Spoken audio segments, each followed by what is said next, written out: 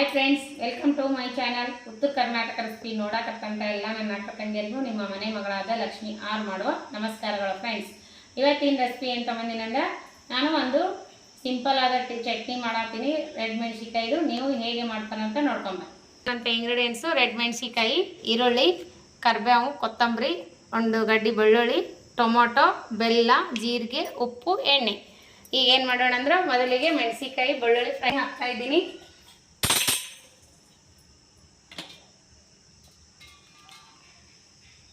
ಎಣ್ಣೆ ಒಳಗೆ ಫಸ್ಟಿಗೆ ಒಂದು ಗಡ್ಡಿ ಬೆಳ್ಳುಳ್ಳಿ ಫ್ರೈ ಮಾಡ್ಕೊತೀನಿ.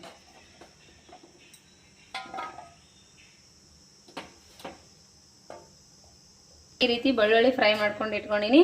ಈ ಮೆಣಸಿಕಾಯಿನೂ ಸ್ವಲ್ಪ ಹುರ್ಕೊಂಡು ತಕ್ಕೋತೀನಿ.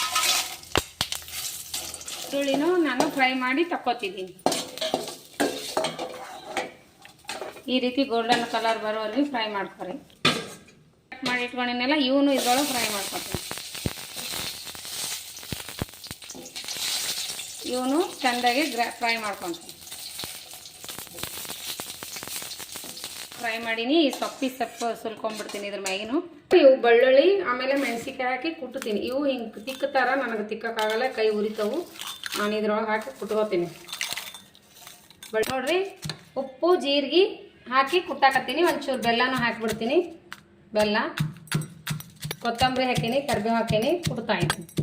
ಕುಟ್ಟಿನಿ. ಇದ್ರ ಮ್ಯಾಗಿನ ಸಪ್ಪಿ ಕ್ಲೀನಾಗಿ ಬಿಚ್ಕೋತೀನಿ. ಟೊಮೆಟೊ ಮ್ಯಾಗಿಂದು ಬಿಚ್ಚಿಬಿಟ್ಟು ಹಾಕೋತೀನಿ ಸಪ್ಪಿ. ಈ ರೀತಿ ರೆಡಿ ಆಯ್ತು ಚಟ್ನಿ. ಈ ಚಟ್ನಿ ಈ ಪ್ಲೇಟಿಗೆ ಸರ್ವ್ ಮಾಡಿಕೊಂಡು ಈರುಳ್ಳಿ ಕಲಸೋಣ. ಈ ಈರುಳ್ಳಿ ಇದಕ್ಕೆ ಹಾಕ್ತೀನಿ. ಹುರಿದಿರೋ ಈರುಳ್ಳಿ, ಕೊತ್ತಂಬರಿ ಹಾಕಿ ಕಲಸಿಬಿಡ್ತೀನಿ.